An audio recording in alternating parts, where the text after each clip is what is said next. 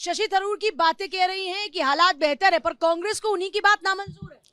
नहीं, वो तो कांग्रेस पार्टी को मैं समझता हूँ होगी ही होगी। और जहां तक जम्मू कश्मीर का विषय है, जम्मू कश्मीर में आज शांति है, सब लोग प्रसन्न हैं, और जो मुस्लिम कौम के भी लोग हैं वो भी भारतीय जनता पार्टी के साथ हैं। और जिस तरीके से उन लोगों की सुरक्षा और शांति की हमने बहाली की, पत्थरबाजी को समाप्त करने से लेकर तमाम सारे एक्शन, वो सबके मध्य में हैं और बिल्कुल स्पष्ट हैं। और जम्मू कश्मीर की अगर बात कर ली जाए तो मैंने खुद ने देखा है, चाहे वहाँ के कुपवाड़ा के रीजन की बात की जाए, हंदवाड़ा क्षेत्र की बात कर ली जाए, और बाकी शोपिया का रीजन है जो एक तरीके से आतंकवाद का बड़ा गढ़ है, उसमें जिस तरीके से आतंकवाद डिक्रीज हुआ है, समाप्त हुआ है, कम हुआ है, और मैं समझता हूँ बहुत ही ज्यादा समाप्त हो गया है। और पत्थरबाजी की अगर बात कर ली जाए 0%। और कांग्रेस की अगर बात रही तो कांग्रेस की बात मैं बता देता हूँ, पूर्व केंद्रीय गृह मंत्री वरिष्ठ कांग्रेस के नेता सुशील कुमार शिंदे जी को समझ लेना चाहिए।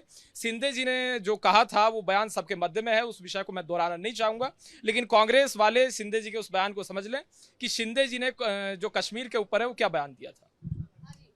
शशि थरूर की बातों से आप इत्तेफाक रखते हैं कि नहीं? हाँ पूजा जी, देखिए, यकीन के वो रास्ते जब बंद कर देता है तो बड़ा आजमाता है कि आपको कितना यकीन है। और देखिए, इस कड़ी को मैं आगे बढ़ाते हुए अपने एक शेर के माध्यम से कहना चाहता हूँ। हाँ, ये दुनिया वाले जब मेरा सीना चीर के देखेंगे, ये दुनिया वाले जब मेरा सीना चीर के देखेंगे, हैरत में पड़ जाएंगे पूजा जी वो लोग जब नाजिम के दिल में हिंदुस्तान देखेंगे। क्यों नहीं देखेंगे आपके दिल में? हाँ, मैंने इसलिए कहा क्योंकि उन्होंने सुन लीजिए, अब उन्होंने आज आप ये कबूल रहे हैं कि आप हिंदुस्तानी हैं, अदरवाइज आप हिंदुस्तान नहीं मानते ना। हाँ नहीं, देखिए मैंने, हाँ, मुझे पता था कि अगर मैं यहाँ भारत कहता तो भारत के ऊपर फिर बहुत सारी बातें होती। मैंने हिंदुस्तानी अपने आप को इसलिए कहा, बड़ा फक्र महसूस होता है मुझे, क्योंकि भारत 24 के चैनल पे अगर ये बात हाजी नाजिम खान कह रहा है, वो भी खास तौर पे पूजा जैसी एक अनुभवी एंकर के सामने जो अच्छे अच्छे लोग थर्राते हैं, वहां नाजिम खान अगर इस बात को रख रहा है तो बहुत बड़ी बात है। रही बात यहाँ कश्मीर की बात, ये वही कश्मीर है जहां पर पत्थरबाजी होती थी, लेकिन वहां पर पत्थरबाजों को माफ कर दिया जाता था। ये माफ करने वाले कौन लोग हैं? लेकिन आज जैसे शशि थरूर ने ये बात कह दी कि हाँ कश्मीर के अंदर सब शांत है, तो फिर वो पहलगांव की घटना कैसे घटी? भाई हाजी नाजिम खान पहलगांव की घटना को नहीं बोल सकता। जब कश्मीर के अंदर सब कुछ अच्छा चल रहा था तो पहलगांव की घटना कैसे घटी? वहां मेरे 26 भारतीयों को कैसे शहीद कर दिया गया? हाजी नाजिम खान का दिल आज भी भड़कता है, धड़कता है, और खून में उबाले आते हैं कि ऐसी घटना जो भारत के अंदर नहीं होनी चाहिए थी। और देखिए, रही बात पूजा जी, अब बात आ जाती है यहाँ देश की। यहाँ देश के अंदर जो कहते हैं कि जम्मू कश्मीर की बात हो, मैं पूरे भारत की बात करूंगा। हाजी नाजिम खान भारत का रहने वाला, भारत की बात करेगा। मैं बिहार की भी बात करूंगा।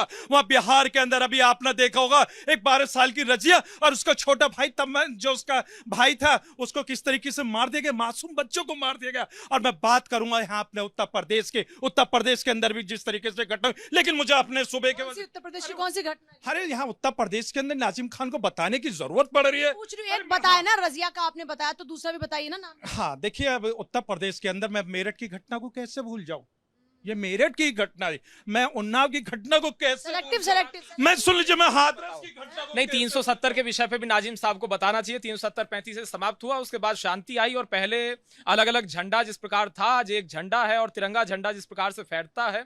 मैं समझता हूँ माननीय प्रधानमंत्री मोदी जी की कामयाबी है। मतलब क्या कहना? नहीं, अलग अलग झंडे का मतलब क्या? ये भारत है, ये जम्मू कश्मीर मेरा भारत का हिस्सा है, किसी की मजाल नहीं। पहले अलग झंडा था, स्टेट का शांत तिरंगा को कोई हटा सके। मैं कहता हूं कि मेरे भारत के अंदर सिर्फ तो 370-35 से सही डिसीजन था ना सरकार का? हाँ देखिए, सुन लीजिए, तो आप 370 की बात करते हैं, 35 की बात करते हैं। मैं ये कहना चाहता हूँ, जो देश हित के मुद्दे हो, जो मेरे देश की बात हो, भाई देखिए, ये देश की जनता ने, देखिए ये देश की जनता ने फैसला करा। हाँ देखिए, 370 हटे, बिल्कुल मैं खुश हूँ इस बात को लेकर।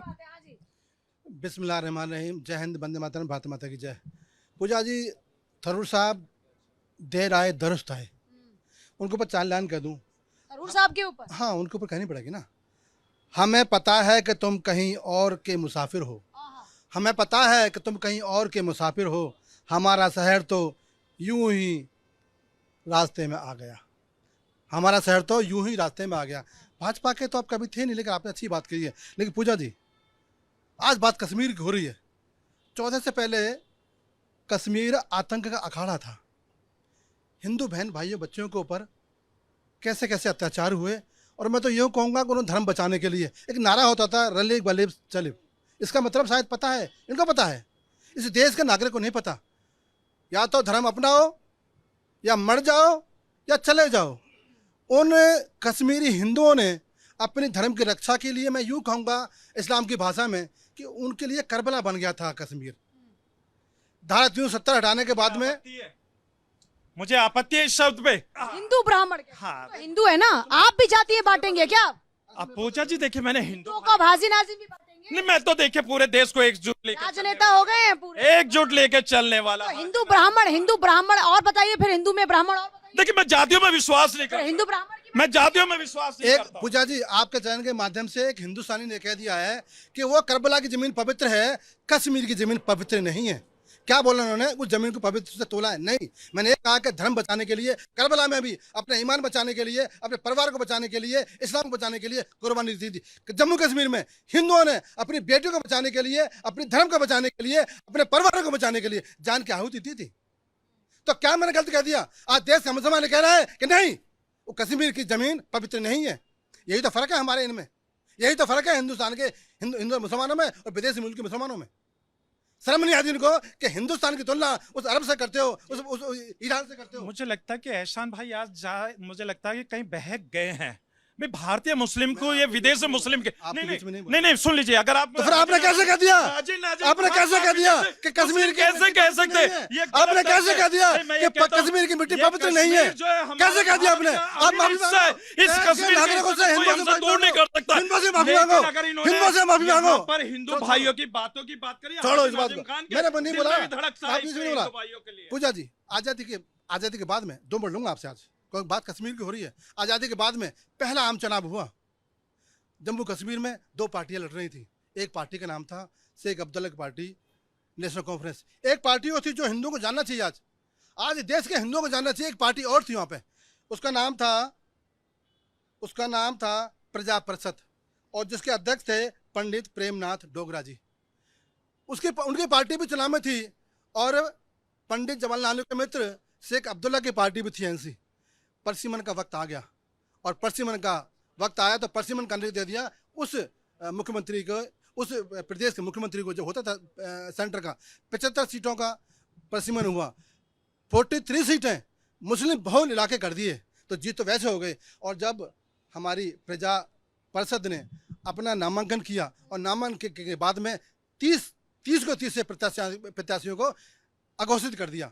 75 सीटें जीत गए। इतिहास में पहली बार ऐसे हुआ। कश्मीर के साथ दोहरा मापदंड हुआ है, जबकि नेहरू जी के क्यों करते थे? क्योंकि प्रजा परिषद संघ को विचारक थे, संघ सपोर्ट करता था, इसीलिए नेहरू जी ने ये छोड़। कश्मीर की हालत बताइए ना, बेहतर है? हालत ये है, मैं तो कहता हूँ कश्मीर का हालत इसलिए अच्छे हैं कि धारा 370 और 35 है। एक ऐसा नासूर था कि हमें हिंदुस्तानी लाल चौक पर झंडा नहीं फहराते थे। आज उसकी आज़ादी मिली है, हर एक हिंदुस्तानी जा सकता है, कोई भी दिक्कत नहीं है। लेकिन हाँ, सबसे बड़ा बदलाव आया है कि उन गरीब मुसलमानों को गोल्ड कार्ड मिला है, जिसका नाम आयुष्मान कार्ड है। क्यों नहीं दिया कश्मीर को? कश्मीर के साथ ठगा है, अत्याचार हुए हैं, और हिंदुओं ने जान बचाई है। आज कश्मीर का हिंदू भी खुश है, मुस्लिम भी खुश है। लेकिन हाँ, आज वहां से नारे की आवाज नहीं आती, जलेब गलेब जलेब की आवाज नहीं आती। आज ये नहीं कहते हो कौन जिम्मेदार था उसके लिए? कांग्रेस, नेहरू जिम्मेदार थे, कांग्रेस जिम्मेदार थी, समूची कांग्रेस जिम्मेदार थी। जवाब दीजिए फटाफट से। नादान है ये।